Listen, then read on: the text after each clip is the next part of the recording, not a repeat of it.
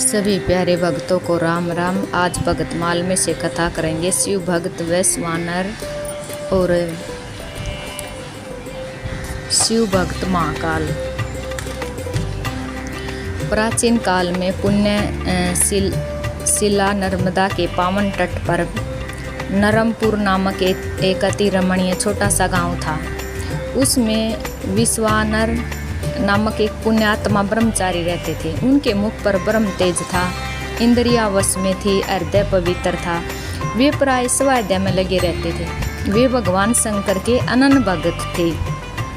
जब उन्होंने ब्रह्मचारी आश्रम में वेदांग का ध्यान पूरा कर लिया, तब उनकी व्यवहार क्षेत्र में उतरने की इच्छा हुई।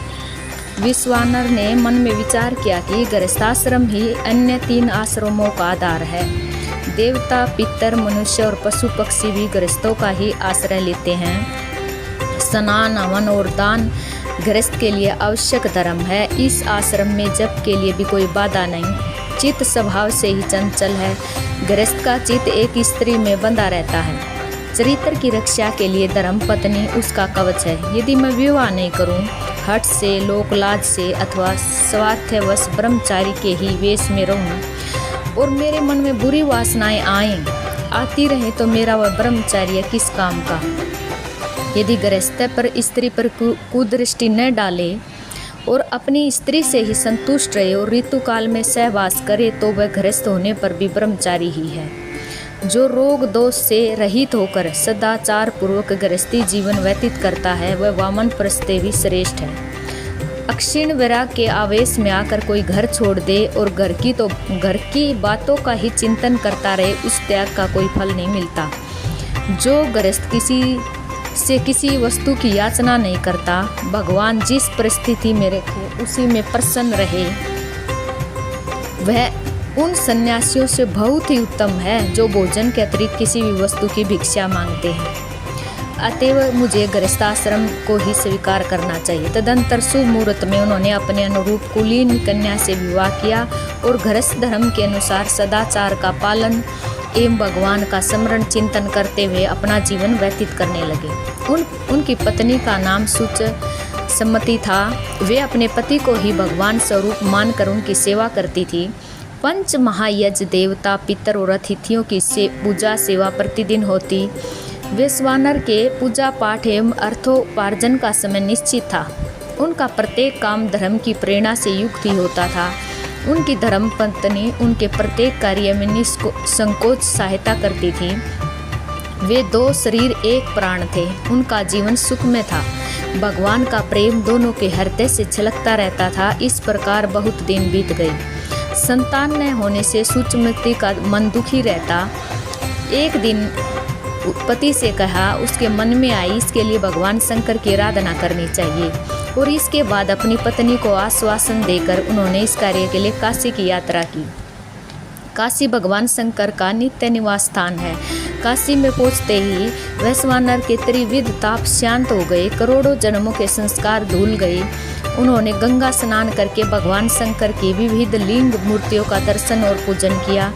यज्ञ करके सहस्त्र ब्राह्मण सन्यासियों को भोजन कराया। अंत में उन्होंने निश्चय किया कि भगवान वीरेश्वर की आराधना करनी चाहिए। अब तक बहुत से स्त्री पुरुषों ने वीरेश्वर की आराधना करके अपनी अपनी अभिलाषा पूर्ण की है। मैं इन्हीं की आराधना करूंगा, इन्हीं की सेवा अर्चा से इन्हें पुत्र रूप में प्राप्त करूंगा। ऐसा दृढ़ निश्चय करके विश्वानर भगवान की उपासना में लग गए। उन्होंने 13 महीने तक भगवान की पूजा की। कभी एक समय खा लेते, कभी बिना मांगे जो कुछ मिल जाता वही खाकर रह जाते। कभी दूध पी लेते, कभी फल खा लेते, कभी कुछ नहीं खाते। 1 महीने तक 1 मुट्ठी तिल प्रतिदिन खाकर रह गई। किसी महीने में पानी ही पीकर रह गए, तो किसी महीने में वह भी नहीं। इस प्रकार घोर तपस्या करते उन्होंने 12 महीने व्यतीत किए। 13वें महीने एक दिन प्रातःकाल ही गंगा स्नान करके भगवान की पूजा करने के लिए आए। उन्होंने जब मूर्ति की ओर देखा, तब बीचों बीच लिंग में एक बालक दिखाई पड़ा।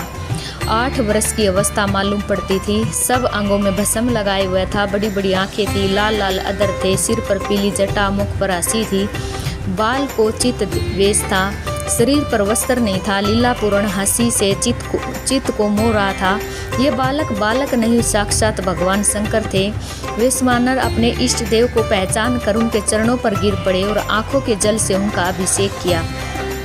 रोमांचित शरीर एवं गदगद कंठ से अंजलि बांधकर उन्होंने स्तुति की और उनके चरणों पर गिर पड़े। भगवान शंकर ने कहा, तुम्हारी जो इच्छा हो मांग लो। वैश्वानर ने कहा, प्रभु आप सर्वज्ञ हैं, आपके लिए अज्ञात क्या है? एक तो मैंने इच्छा करके ही अपराध किया, दूसरे अब आप याचना करने को कह रहे हैं। याचना तो दीनता की मूर्ति है, आप जानबूझकर मुझे इसके लिए क्यों प्रेरित कर रहे हैं? भगवान शंकर ने कहा, तुम्हारी अभिलाषा पूर्ण होगी। सुचमती की इच्छा पूर्ण करने के लिए तुमने जो तपस्या की है वह सर्वथा उचित है। मैं एक रूप से तुम्हारा पुत्र बनूंगा। मेरा नाम ग्रहपति, अग्नि अथवा वैश्वानर होगा। इतना कहकर भगवान अंतर्ध्यान हो गए। वैश्वानर बड़े आनंद के साथ भगवान का स्मरण करते हुए अपने घर लौट आए। समय पर उसकी पत्नी गर्भवती हुई। वैश्वानर के शास्त्र के अनुसार सभी संस्कार दिए। जिस दिन पुत्र जन्म हुआ उसी दिन सभी दशाएं आनंद से परिपूर्ण हो गई। नवजात शिशु का जातकर्म संस्कार श्रुति के अनुसार नामकरण किया गया। शिशु का नाम ग्रहपति रखा गया। 5वें वर्ष यजोपवीत संस्कार के साथ ही कुमार का वेद अध्ययन प्रारंभ हुआ। कुल 3 वर्ष के समय में समस्त शास्त्रों का सांगोपांग अध्ययन करके, जबकि दूसरों के लिए इतने अल्पकाल में उनका प्रायण भी असंभव है, वैश्वानर अपने पिता के पास लौट आए। उन्होंने अपने विनय सेवा आदि से न केवल अपने माता पिता को बल्कि सभी लोगों को चकित कर दिया। बालकों का एकमात्र कर्तव्य है माता पिता की सेवा, उनकी आज्ञा का पालन और सबके साथ विनय का व्यवहार। वैश्वानर इसके आचार्य थे, आदर्श थे। विद्या के साथ विनय भी चाहिए, यही मणि कांचन संयोग है। एक दिन घूमते घामते देव ऋषि नारद नरमपुर में वैश्वानर के घर आए। उसकी पत्नी और वैश्वानर ने प्रेम और आनंद से भरकर उनका आतिथ्य सत्कार किया। वैश्वानर ने ग्रहपति से आकर उनके चरणों में प्रणाम किया और देव ऋषि नारद ने आशीर्वाद देकर वैश्वानर से बालक की प्रशंसा करते हुए कहा, तुम्हारा दाम्पत्य जीवन धन्य है। यह तुम्हारा बड़ा सौभाग्य है कि तुम्हें ऐसा आज्ञाकारी पुत्र प्राप्त हुआ है। पुत्र के लिए तो इससे बढ़कर और कोई कर्तव्य ही नहीं। उसके लिए माता पिता और गुरु और देवता, उनकी सेवा ही सदाचार है। उनके चरणों का जल ही तीर्थ है। पुत्र के लिए संसार में पिता ही परमात्मा है, पिता से भी बढ़कर माता, क्योंकि 10 महीने तक पेट में रखना और बचपन में पालन पोषण करना माता का ही काम है। गंगा के पवित्र जल से अभिषेक करने पर भी वैसी पवित्रता नहीं प्राप्त होती जैसे माता के चरणामृत के स्पर्श से प्राप्त होती है। संन्यास लेने पर पुत्र पिता के लिए वंदनीय हो जाता है, परंतु माता सन्यासी पुत्र के लिए वंदनीय ही रहती है। तुम दोनों धन्य हो क्योंकि तुम्हारा ऐसा पुत्र रत्न प्राप्त हुआ है। देव ऋषि नारद जब यह कह रहे थे, माता पिता के हृदय में कितना हर्ष हुआ होगा, इसका अनुमान कौन कर सकता है। देव ऋषि नारद ने वैश्वानर को अपने पास बुलाते हुए कहा, बेटा आओ मेरी गोद में बैठ जाओ, मैं तनिक तुम्हारे शरीर के लक्षणों को तो देखूं। माता पिता की आज्ञा से ग्रहपति देव ऋषि नारद को प्रणाम करके बड़ी नम्रता से उनकी गोद में बैठ गए। देव ऋषि नारद ने शरीर का एक एक लक्षण देखा, तालु, जीभ और दांत भी देखे। इसके पश्चात गौरी शंकर और गणेश को नमस्कार करके कुमकुम से रेंगे हुए सूत से उत्तर मुँह खड़े हुए बालक को पैर से लेकर सिर तक नाप लिया। उसके बाद कहा, हे वैश्वानर, 108 उंगल जिसके शरीर का परिणाम होता है वह लोकपाल होता है। तुम्हारा बालक वैसा ही है। इसके शरीर में उत्तम पुरुष के 32 लक्षण मिलते हैं। इसके 5 अंग दीर्घ हैं, दोनों नेत्र, ठोडी, जानु और नासिका। 5 अंग सूक्ष्म हैं, त्वचा, केश, दांत, उंगलियां और उंगलियों की गांठें। इसके 3 अंग हर्षव हैं, गिरवा, जंगा और मुतेंद्री, स्वर, अंतकरण और नाभि। ये तीनों गंभीर हैं। इसके 6 स्थान ऊंचे हैं, वक्षस्थल, उदर, मुख, ललाट, कंधे और हाथ। इसके 7 स्थान लाल हैं, दोनों हाथ, दोनों आँखों के कोने, तालु, जीवा, होष्ठ, अधर और नख। तीनों स्थान विस्तरणीय हैं, ललाट, कटी, वक्षस्थल। इन लक्षणों से यह सिद्ध होता है कि यह बालक महापुरुष है। देवऋषि नारद ने इनके अतिरिक्त माता पिता को बहुत से लक्षण दिखाए जिनसे इस बालक की असाधारणता सिद्ध होती थी। माता पिता सुनते सुनते गाते न थे, वे चाहते थे देवऋषि और कुछ कहें। देवऋषि ने भी अपनी ओर से कोई बात उठा न रखी। नारद अंत में कहा, इस बालक में सब गुण हैं, सब लक्षण हैं, यह निष्कलंक चंद्रमा है, फिर भी वर्मा से इसे छोड़ेंगे नहीं। विधाता के विपरीत होने पर सारे गुण दोष बन जाते हैं।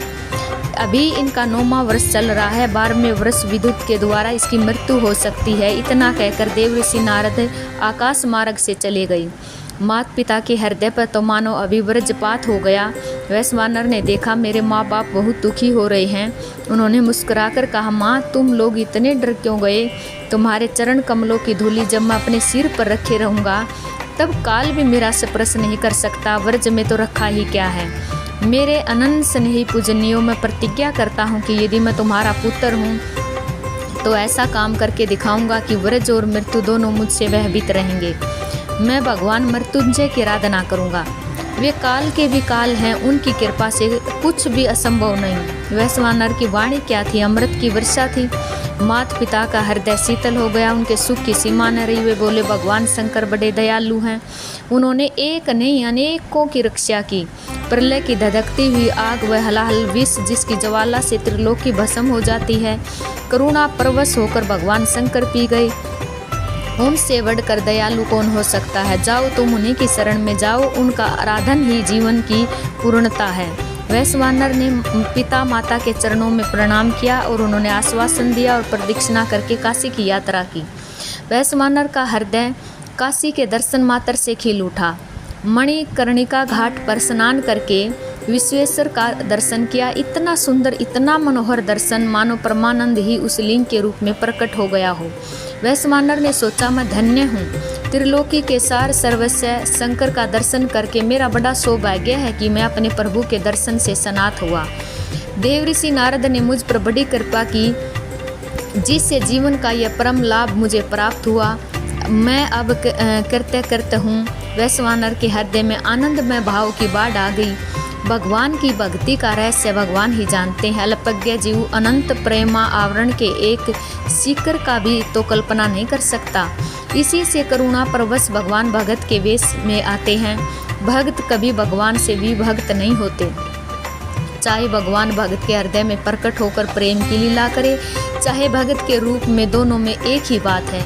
आज साक्षात शंकर भी जीवों के कल्याण के लिए भक्तों का साज सज रहे हैं। यह उनके लिए तो एक लीला है, परंतु जीव के लिए भक्ति भावना का, आराधना का एक सुंदर आदर्श है। इस मार्ग पर चलकर भला कौन नहीं अपना कल्याण साधन कर सकता। वैश्वानर ने शुभ मुहूर्त में शिवलिंग की स्थापना की। पूजा के बड़े कठोर नियम स्वीकार किए। प्रतिदिन गंगा जी से 108 घड़े जल लाकर चढ़ाना, 1008 नीले कमलों की माला चढ़ाना, 6 महीने तक सप्ताह में एक बार कंदमूल खाना रह जाना, 6 महीने तक सूखे पत्ते खाना, 6 महीने तक जल पीना और 6 महीने तक केवल हवा के आधार पर रहना। जब पूजा पाठ निरंतर भगवान शंकर का चिंतन करना, सरल हृदय भक्ति भावना से परिपूर्ण, कभी भगवान की कपूर धवल भस्म भूषित सर्प परिवेष्टित दिव्य मूर्ति का ध्यान, तो कभी करुणा रूप पूर्ण हृदय से गदगद प्रार्थना। 2 वर्ष बीत गए। पलक मारते मारते सुख के दिन, सौभाग्य के दिन यूँ ही बीत जाया करते हैं। एक दिन जब वैश्वानर का 12वां वर्ष चल रहा था, मानो नारद की बात सत्य करने के लिए हाथ में वज्र लिए हुए इंद्र आए। उन्होंने कहा, वैश्वानर, मैं तुम्हारी नियम निष्ठा से प्रसन्न हूँ। तुम्हारे हृदय में जो अभिलाषा हो मुझसे कहो, मैं उसे अवश्य पूर्ण करूँगा। वैश्वानर ने बड़े ही कोमल स्वर में कहा, देवेंद्र, मैं आपको जानता हूँ, आप सब कुछ कर सकते हैं, परंतु मेरे स्वामी तो एकमात्र भगवान शंकर हैं। मैं उनके अतिरिक्त और किसी से वर नहीं ले सकता। इंद्र ने कहा, बालक, तुम मूर्खता क्यों कर रहा है? मुझसे भिन्न शंकर का कोई अस्तित्व ही नहीं। मैं ही देवाधिदेव हूँ। जो तुझे चाहिए मुझसे मांग ले। वैश्वानर ने कहा, इंद्र, आपका चरित्र किसी से छिपा है। मैं तो शंकर के अतिरिक्त और किसी से वर नहीं मांग सकता। इंद्र का चेहरा लाल हो गया। उन्होंने अपने हाथ में स्थित भयंकर वज्र से वैश्वानर को डराया। वज्र की भीषण आकृति देखकर, जिसमें से विद्युत की लपटें निकल रही थी, वैश्वानर मानो मूर्छित हो गई। ठीक इसी समय भगवान गौरी शंकर ने प्रकट होकर अपने कर कमलों के अमृत में सहस्पर्श से वैश्वानर को उज्जित करते हुए कहा, बेटा तुम्हारा कल्याण हो, उठो उठो, देखो तो सही तुम्हारे सामने कौन खड़ा है। उस सुधा मधुर वाणी को सुनकर वैश्वानर ने अपनी आंखें खोली और देखा कि कोटि कोटि सूर्य के समान प्रकाशमान भगवान शंकर सामने खड़े हैं। ललाट पर लोचन, कंठ में काली माँ बाई और जगत जननी पार्वती जटा में स्थित चंद्रमा की किरणें आनंद की वर्षा कर रही थी। कपूर उज्जवल शरीर पर गज चरम का आच्छादन और सांपों के आभूषण आनंद के उद्रेक वैश्वानर का गला भराया शरीर पुलकायमान हो गया। बोलने की इच्छा होने पर भी जबान बंद हो गई। वैश्वानर चित्र लिखे की भांति स्थिर हो गए, अपने आप को भी भूल गया। न नमस्कार है, न स्रोत है और न तो प्रार्थना। एक और गौरी शंकर, दूसरी ओर वैश्वानर चिकित था। भगवान शंकर मुस्कुरा रहे थे। भगवान शंकर ने मौन भंग किया। वे बोले, बाल वैश्वानर, क्या तुम इंद्र का व्रज देखकर भयभीत हो गए? डरो मत, मैंने ही इंद्र का रूप धारण करके तुम्हें परखना चाहा था। जो मेरे प्रेमी भक्त हैं वे तो मेरे स्वरूप ही हैं और तुम तो मेरे स्वरूप ही हो। और इंद्र, व्रज और यमराज मेरे भक्त का बाल भी बांका नहीं कर सकते। तुम्हारी जो इच्छा हो वह मैं पूर्ण कर सकता हूँ। तुम्हें मैंने अग्नि का पद दिया, तुम समस्त देवताओं के मुख बनोगे। सब देवता तुम्हारे द्वारा अपना अपना भाग ग्रहण कर सकेंगे। समस्त प्राणी के शरीर में तुम्हारा निवास होगा। पूर्व दिशा के अधिपति इंद्र और दक्षिण दिशा के यमराज तुम दोनों के बीच में दिक्पाल रूप से निवास करो। तुम आज से आग्नेय कोण के अधिपति हुए। अपने पिता, माता और बंधुजनों के साथ विमान पर चढ़कर तुम अग्निलोक में जाओ और अपने पद के अनुसार कार्य करो। भगवान शंकर के इतना कहते ही वैश्वानर के माता पिता, बंधु बांधव सब वहाँ उपस्थित हो गए। सबके साथ भगवान शंकर के चरणों में नमस्कार करके वैश्वानर अग्नि अपने लोक को चले गए और भगवान शंकर उसी लिंग में समा गए जिसकी पूजा वैश्वानर किया करते थे। भगवान शंकर ने स्वयं उस लिंग की बड़ी महिमा गाई है। सभी भक्तों को राम राम।